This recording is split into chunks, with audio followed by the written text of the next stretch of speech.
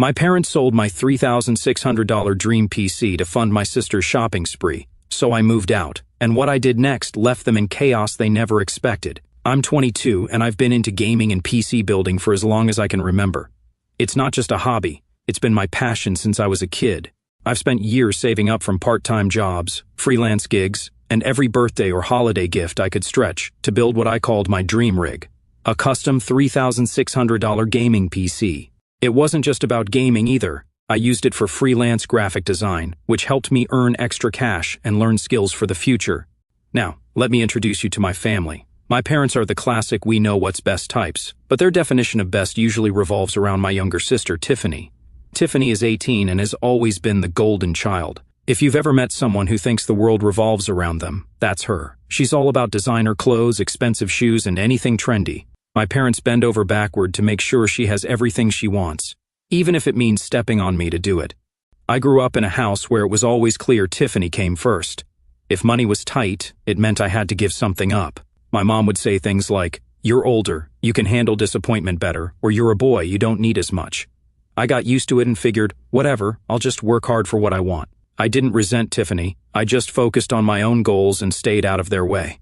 Fast forward to a few months ago. It was a regular Saturday. I'd been out with my friend Ethan. He's my best buddy and the guy I game with the most. We were talking about the next big gaming tournament we wanted to join and even brainstorming strategies for how we'd dominate. I got home that afternoon, ready to hop on my PC and start practicing. But when I walked into my room, there was the surprise. My desk was empty. My PC, my monitor, my peripherals, everything was gone. For a second, I thought I'd been robbed, but nothing else in the house seemed out of place.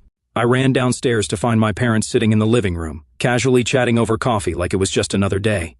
"Hey, where's my computer?" I asked, trying not to freak out. Mom glanced at me, not even remotely bothered. "Oh, we sold it," she said.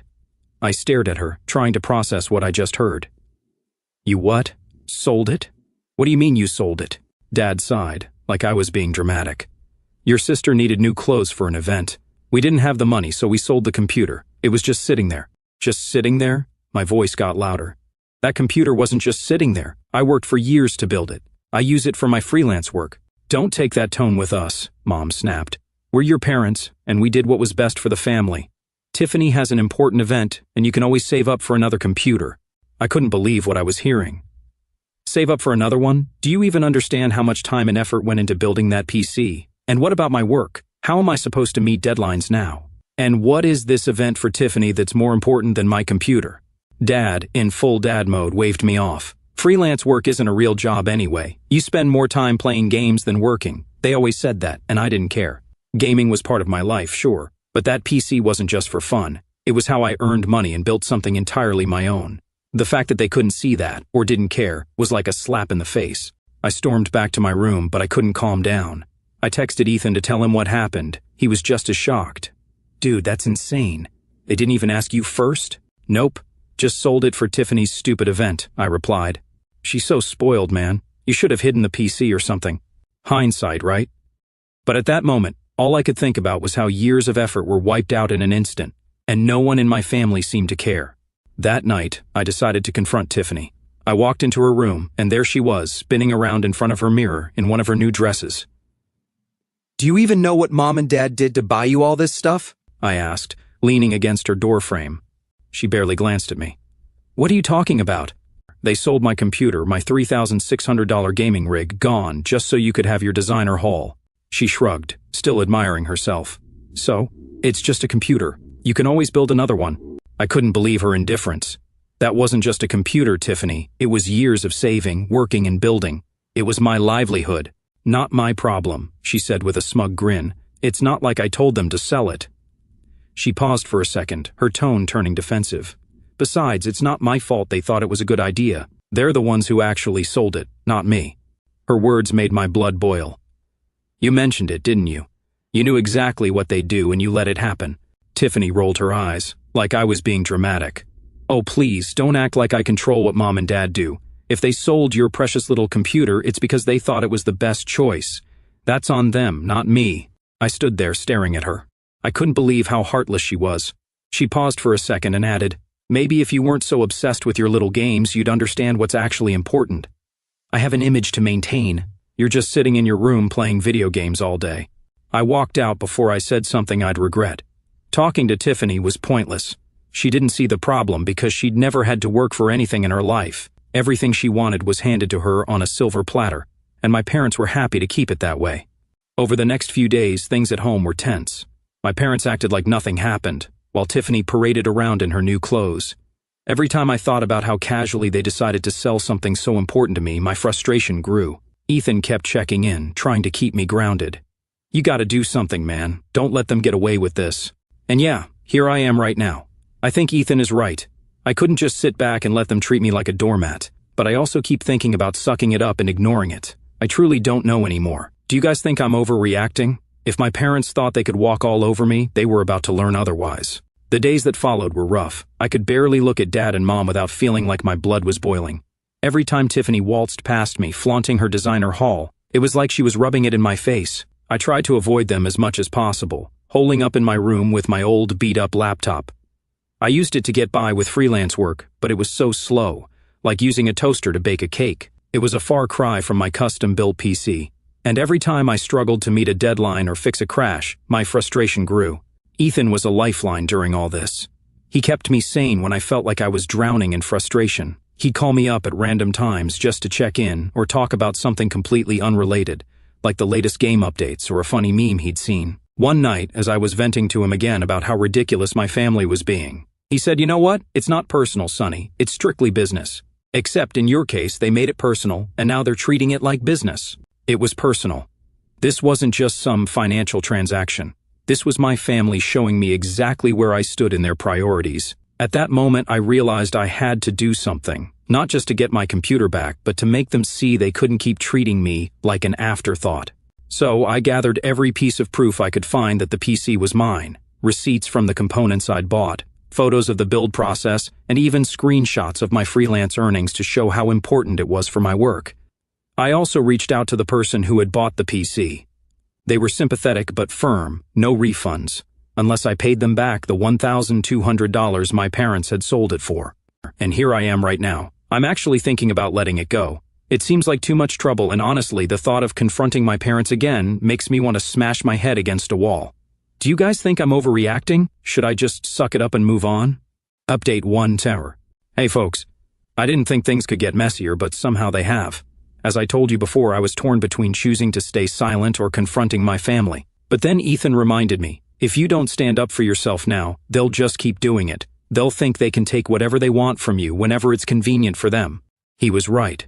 This wasn't just about the PC anymore, it was about respect. So I confronted them at dinner. I figured it was the best time to get them all in one place. I sat down at the table, staring at my parents while Tiffany scrolled through her phone, completely oblivious. Mom was mid-sentence about some neighborhood gossip when I cut her off. "I want my money back," I said, placing a folder of documents on the table. Dad raised an eyebrow. "What money?" "The $1,200 you got from selling my PC," I said firmly. "I built that computer with my own money. Legally, it belongs to me. You had no right to sell it." Mom let out an exaggerated sigh, like I was a toddler throwing a tantrum. "We've already been over this. Your sister needed help, and we made a decision as a family." "No, you made a decision for the family without asking me," I shot back. "That's theft, plain and simple." Dad leaned back in his chair, his face darkening.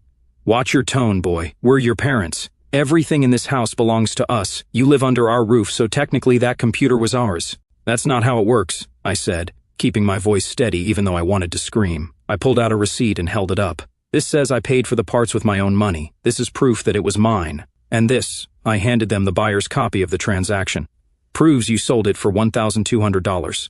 You owe me." Mom gasped, like I just told her I was disowning them. "How dare you accuse us of stealing?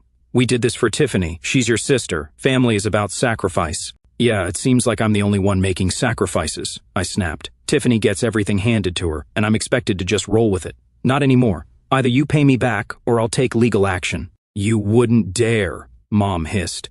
"Try me," I said, locking eyes with her. Tiffany, who had been silent up until now, finally chimed in.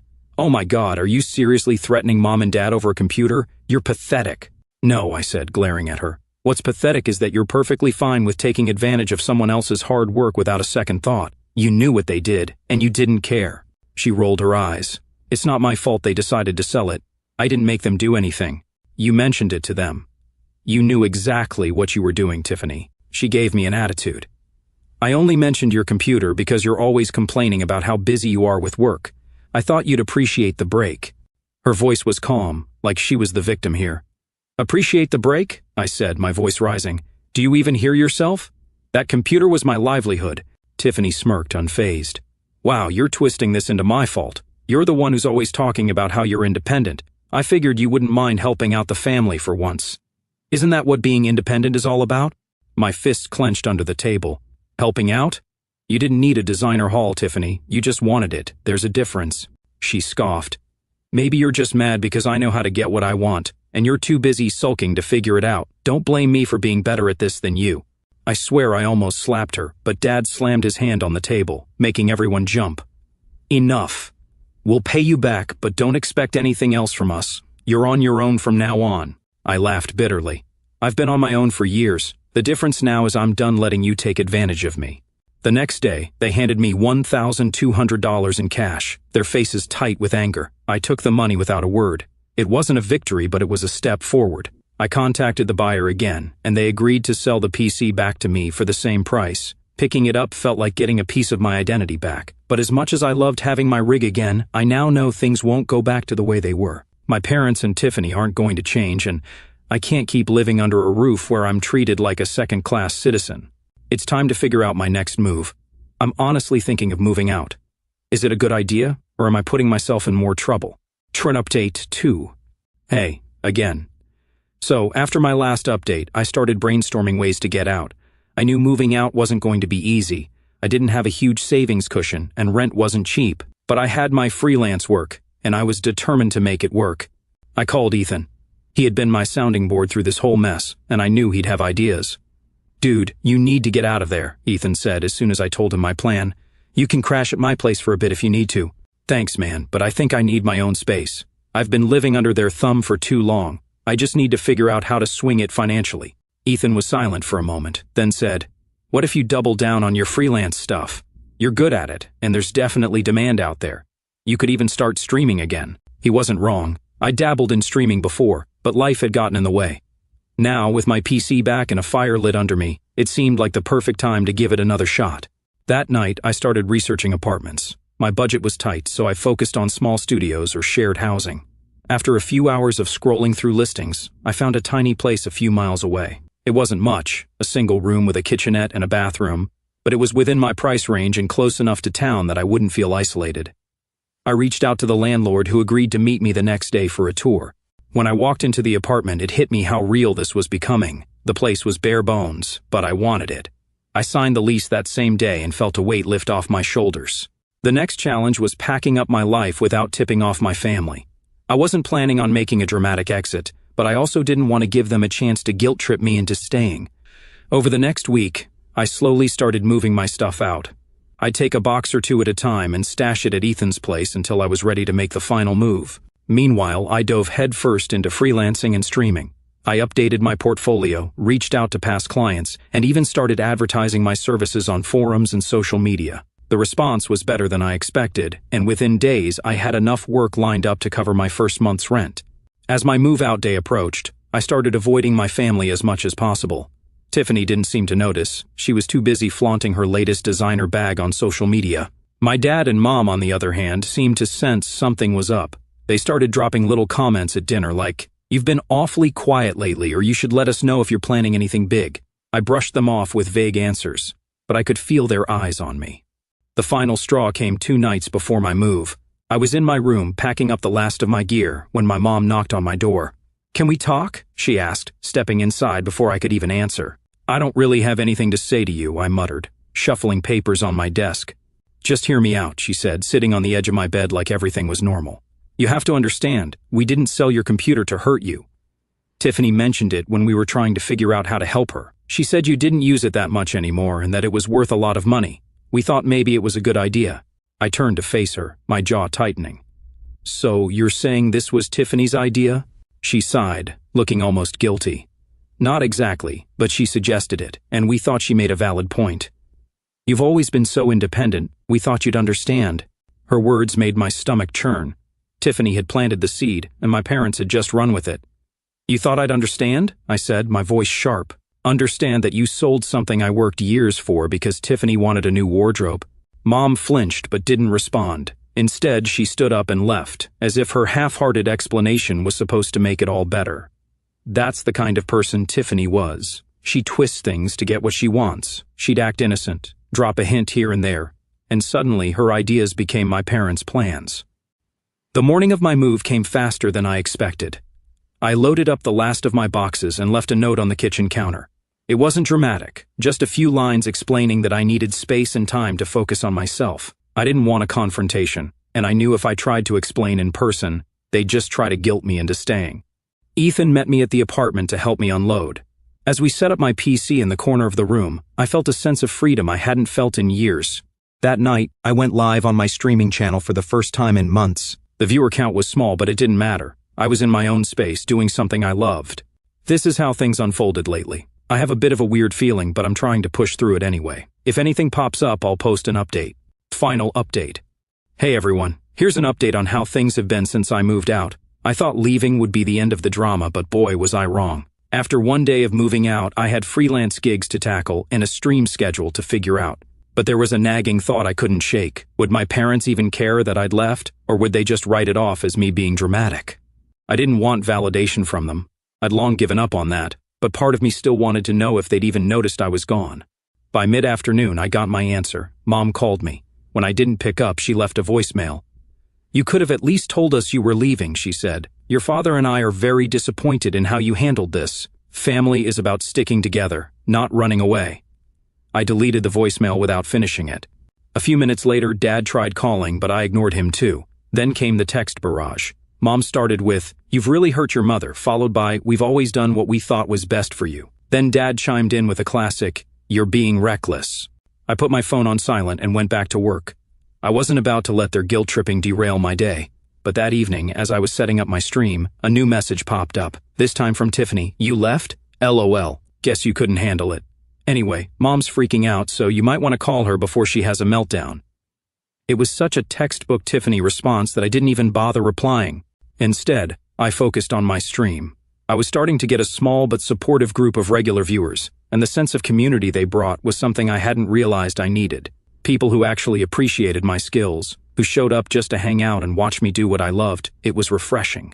The next few weeks were a mix of progress and lingering frustrations. On one hand, my freelance gigs were picking up, and my streaming audience was slowly growing. On the other hand, my parents wouldn't stop trying to reel me back in. The texts kept coming, alternating between guilt trips and outright anger. "You're turning your back on your family," Mom wrote one day. "Tiffany's upset too. Don't you care about how your actions affect us?" Tiffany, upset? That was rich. She'd barely acknowledged me when I lived there unless she needed something, and now I was supposed to believe she cared.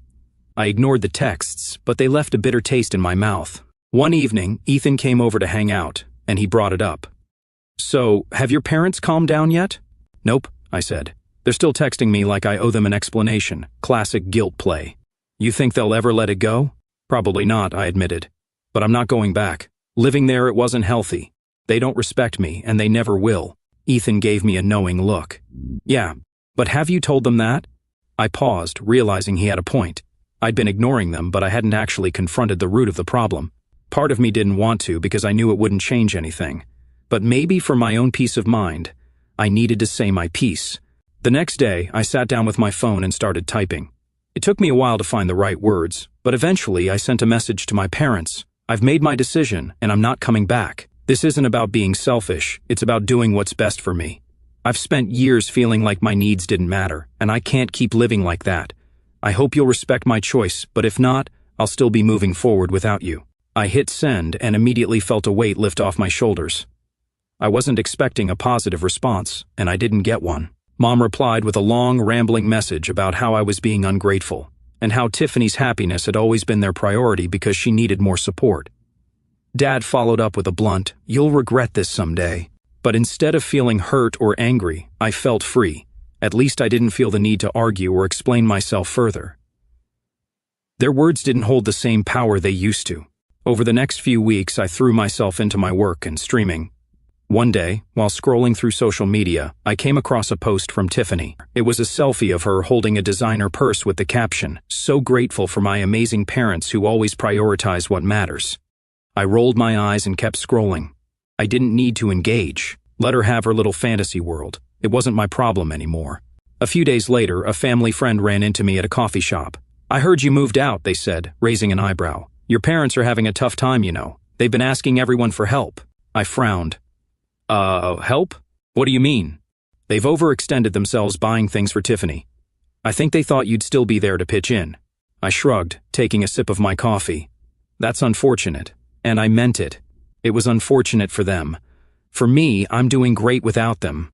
After that conversation with the family friend, I couldn't help but feel a strange sense of validation. My parents' finances falling apart wasn't something I took joy in. It just confirmed what I'd known for a long time. They'd prioritized Tiffany's wants over the family's stability for years, and now they were dealing with the consequences. Meanwhile, I was finally learning what it meant to be independent, and I wasn't about to let their choices drag me back into their chaos. That didn't stop the guilt trip texts from coming, though. Mom's messages became more desperate. "We're struggling here, and you've left us to deal with everything on our own." Then there was Dad's favorite line. "If you were a good son, you'd help your family in their time of need." A good son? That was rich, coming from someone who couldn't even acknowledge my hard work, let alone respect it. Tiffany stayed silent, though. She didn't reach out, and honestly, I didn't expect her to. She probably figured she'd let our parents do the heavy lifting and wait for me to cave. One day, Ethan came over again. He had a grin like he had something big to tell me. "Guess who I ran into at the store today?" he said as we sat down. "Who?" I asked, already knowing it was probably someone connected to my family. "Your mom," Ethan said, chuckling. "She cornered me by the frozen pizzas and went on this whole rant about how you've abandoned them. She even said you're being influenced by bad company, which I'm assuming is me." I rolled my eyes. Of course she did. "What did you say?" "I told her you're doing great, and maybe if they respected you more you wouldn't have had to leave," Ethan said, smirking. She didn't take it well. I laughed, but inside it stung a little. Not because of what Mom said. At this point I was used to her dramatics, but because it was another reminder of how little they understood me. They weren't upset because they missed me. They were upset because they'd lost control. A few days later, Mom sent another text, this one different from the others. "Your sister's birthday is coming up. We'd like you to come home for dinner. It would mean a lot to her." I stared at the message for a long time. Part of me wanted to believe this was their way of extending an olive branch, but I knew better. It wasn't about reconciliation, it was about appearances. They wanted to play happy family for a night, and I was supposed to pretend everything was fine. I showed Ethan the text, and he shook his head. "Don't do it, man. They're just going to pull you back into their drama." "I know," I said, sighing. "But if I don't go, it's just going to give them more ammo to say I'm the bad guy." "Who cares what they say?" Ethan shot back. "You're not living your life for them anymore. You don't owe them anything." He was right, of course. Deep down, I knew that, but saying no to my family, even after everything, was harder than I wanted to admit. So I did something I hadn't done since I moved out. I called Mom. When she picked up, her voice was dripping with fake warmth. "Oh, honey, it's so good to hear from you." "Hey, Mom," I said, keeping my tone neutral. "I got your text about Tiffany's birthday." "Yes, we're having a nice dinner, just the family," she said quickly. "Tiffany would love for you to be there." "I don't think I can make it," I said firmly. "I'm really busy with work right now, and honestly, I don't think it would be a good idea." There was a long pause before she responded. "You're really going to let your sister down like this? After everything we've done for you?" And there it was, the guilt card, right on schedule. "Mom, this isn't about Tiffany. It's about the fact that every time I try to have a relationship with you guys, it feels like I'm the only one putting in any effort. I'm not coming to dinner because I'm done pretending everything's fine when it's not." She didn't take it well, to say the least. "Fine," she said. "If you want to throw your family away, that's your choice. But don't come crying to us when you realize what you've lost." That was the last straw. "Mom, I've spent my entire life trying to earn your approval, and it's never been enough. So no, I'm not throwing anything away. I'm just finally putting myself first. Goodbye." I hung up before she could respond, my hands shaking. It felt like cutting a rope that had been holding me back for years. I wasn't sure what would come next, but I knew I couldn't keep living in their shadow. After that call, I blocked Mom and Dad's numbers. It wasn't an easy decision, but I knew it was necessary. The constant text and calls weren't helping anyone, and I needed space to focus on my own life. Tiffany didn't even bother reaching out, which honestly made things easier. With the family drama out of the picture, I was able to throw myself fully into my work and streaming. One night while I was streaming, someone in the chat asked, "What made you start streaming?" For a moment I hesitated. I hadn't talked about my family situation publicly. It felt too personal, but then I realized it didn't matter. I started streaming because it's something I'm passionate about, I said. But also because I wanted to prove to myself that I could build something on my own, without anyone holding me back. The chat lit up with messages like "Respect and you're an inspiration, dude." It felt good to know people appreciated what I was doing, not just for the gameplay, but for the story behind it. As the weeks turned into months, I noticed that I wasn't angry anymore. I still didn't want a relationship with my parents or Tiffany, but I didn't feel the need to dwell on it. Cutting ties had given me the peace I needed to move forward, and for the first time I felt truly free. One day, Ethan and I were hanging out, and he asked, "So, do you think they'll ever apologize?" I shrugged. "Probably not, but honestly I don't need them to. I'm finally living my life on my own terms, and that's enough for me." And it was. Now, I'm building a life where my hard work is valued, and my passions are celebrated, not dismissed. To anyone reading this and dealing with something similar, you don't have to stay where you're not respected. You deserve better, and walking away isn't giving up, it's choosing yourself.